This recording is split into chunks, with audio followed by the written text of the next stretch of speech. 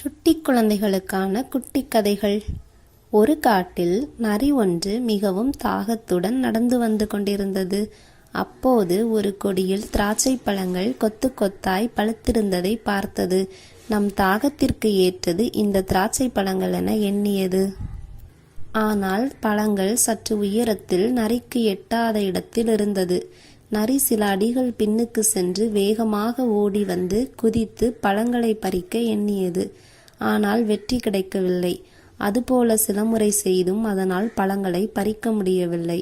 தன்னால் எட்ட முடியாத, தனக்கு கிடைக்காத அந்த திராட்சை பழங்கள் புளிக்கும் என தனக்குத்தானே ஆறுதல் கூறிக்கொண்டு அவ்விடத்தை விட்டு நகர்ந்தது.